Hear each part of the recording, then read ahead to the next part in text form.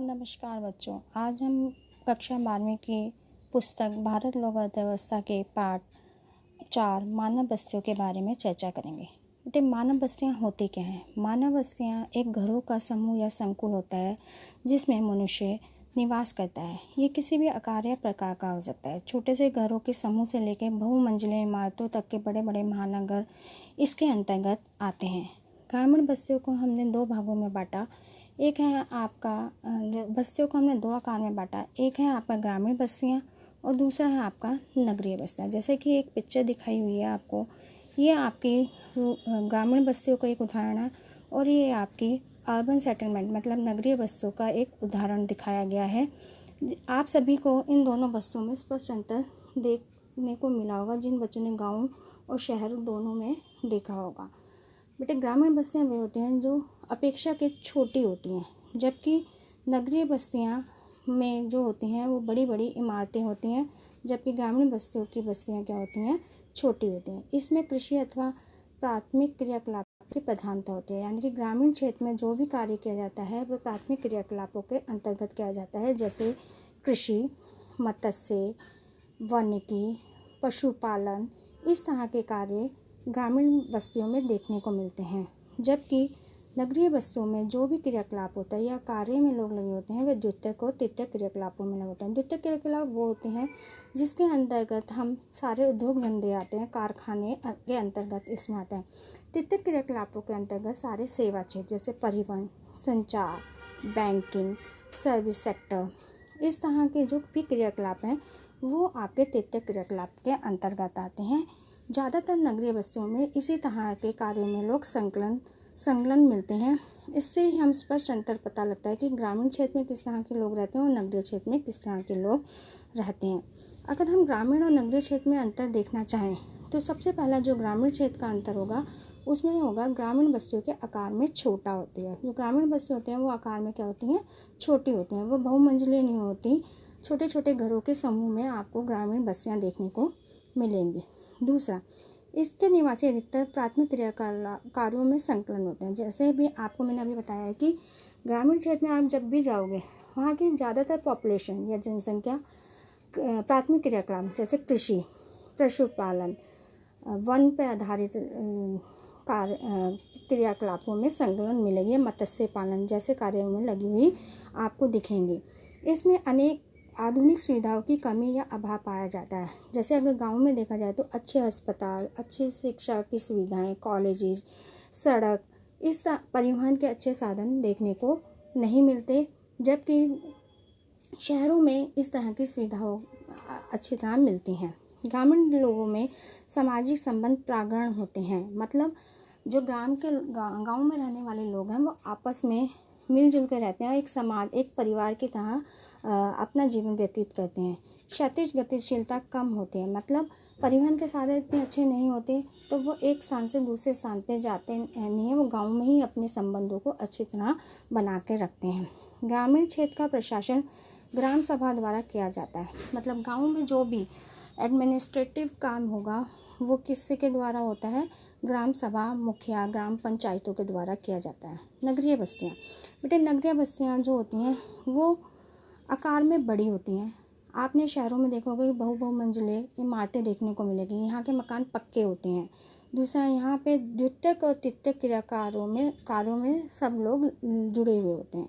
द्वितीयक क्रियाकलाप वो होते हैं जो भी हमारे उद्योग धंधे, जितने भी हमारे उद्योग धंधे होते हैं वो द्वितीयक क्रियाकलापों के अंतर्गत आते हैं। तृतीयक क्रियाकलाप जितने भी सेवा क्षेत्र होते हैं या सर्विस सेक्टर होते हैं वो इसके अंतर्गत आते हैं, जैसे जिसमें BPO, कॉल सेंटर इसके अंतर्गत ही आते हैं। आजकल शहरों में इस तरह के आपने IT सेक्टर्स में लोगों को बहुत काम करते हुए देखा होगा, तो ये बड़े बड़े नगरीय क्षेत्रों में देखने को मिलता है। नगरीय क्षेत्रों में बेटे सारी आधुनिक सुविधाएं मिलती हैं, जैसे बिजली, अस्पताल, बैंक, सड़क, अच्छे परिवहन के साधन सभी तरीके को देखने को मिलता है। चौथा, शहरों में क्षैतिज गतिशीलता अधिक पाई जाती है, क्योंकि परिवहन के अच्छे साधन हैं इसलिए वहाँ पे क्षैतिज गतिशीलता, एक स्थान से दूसरे स्थान पर लोग आसानी से जा सकते हैं। नगरीय क्षेत्र का प्रशासन नगर निगम, नगर पालिका द्वारा किया जाता है, जबकि गाँव में जो प्रशासन किया जाता था वो ग्राम पंचायत या ग्राम सभा द्वारा किया जाता था। बेटे अब ये 2 पिक्चर हैं, यह है अर्बन सेटलमेंट और दूसरा नीचे आपका रूरल सेटलमेंट। अर्बन सेटलमेंट मतलब नगरीय बस्ती। इस पिक्चर से ही आपको स्पष्ट हो जाएगा कि शहरों में सारी सुविधाएं हैं, सिनेमा हॉल, मॉल, परिवहन के अच्छे साधन, बड़ी बड़ी कंपनियां और इस तरह के आपको इस पिक्चर में देखने को मिल रही हैं। जबकि और एक सिस्टमेटिक जो स्ट्रक्चर्ड है वो अच्छी तरह बसा हुआ है। जबकि रूरल सेटलमेंट जो ग्रामीण बस्ती हैं वो अनियमित है, छोटे घर दिख रहे हैं। वहाँ आपको इन पिक्चर्स के द्वारा ये अंतर और भी स्पष्ट दिख जाएगा। बेटे ग्रामीण बस्तियों, अब हम पढ़ेंगे ग्रामीण बस्तियों को बसाने के लिए उत्तरदायी कारक कौन कौन से होते हैं। बेटे ज़्यादातर आपने पहले भी पढ़ा है कि किसी भी जगह पे लोग वहाँ रहना ज़्यादा पसंद करते हैं जहाँ के भौतिक वातावरण अच्छा होगा। आपने देखा होगा कि पहाड़ों पे पॉपुलेशन कम दिखी और मैदानी भागों पे पॉपुलेशन ज़्यादा दिखती है। इसका मतलब सबसे पहला कारक है भौतिक लक्षण। भौतिक लक्षण में भू आकृति। पहाड़ों पे जो मकान होंगे वो बेटे आपने लकड़ियों के बने हुए होते हैं। साथ साथ वहाँ पे दूरी पे पहाड़ों पे मकान देखने को मिलेगी। जबकि मैदानी क्षेत्रों में जो मकान होते हैं वो पक्के बने हुए होते हैं और साथ साथ सटे हुए गुच्छित यानी कि एक साथ जुड़े हुए मकान देखने को मिलते हैं। उच्चावच की प्रकृति, जैसे जैसे हम ऊंचाइयों पर जाएंगे घरों का स्ट्रक्चर या संरचना अलग तरीके से मिलेगी। मैदानों क्षेत्रों में अलग मिलेगी। तटीय क्षेत्र जहाँ बारिश ज़्यादा होती है वहाँ की छतें जो होती हैं घरों की वो एकदम छप्पर टाइप होती हैं ताकि वहाँ पे पानी छत से आसानी से बह जाए। उर्वरक मृदा, जहाँ पे अच्छी खेती के लिए अच्छी मृदा होगी वहाँ पे लोग ज़्यादा बसावट करते हैं। हमारे गंगा का जो मैदानी क्षेत्र है वहाँ पे पॉपुलेशन ज़्यादा है। उत्तर प्रदेश, पंजाब, हरियाणा, बिहार, इस क्षेत्र में ग्रामीण जनसंख्या ज़्यादा देखने को मिलती है। जबकि जम्मू कश्मीर, आसाम, इस क्षेत्रों में वहाँ पे पहाड़ी क्षेत्रों में आपको ग्रामीण जनसंख्या देखने को कम मिलती है। जल की उपलब्धता, आपको पता है जितनी भी सभ्यता हुई वो जल के पास हुई। जैसे हड़प्पा की सभ्यता सिंधु घाटी के पास, मिसिसिपी की मिस्र की सभ्यता नील नदी के पास, इस तरह की कई सभ्यताएं हुई हैं जो वो नदी किनारों ही हुई हैं। इसका सबसे कारण है कि मनुष्य के लिए सबसे इम्पॉर्टेंट खेती के लिए, परिवहन के लिए और हर तरह की सुविधा के लिए जल सबसे प्रमुख साधन होता है।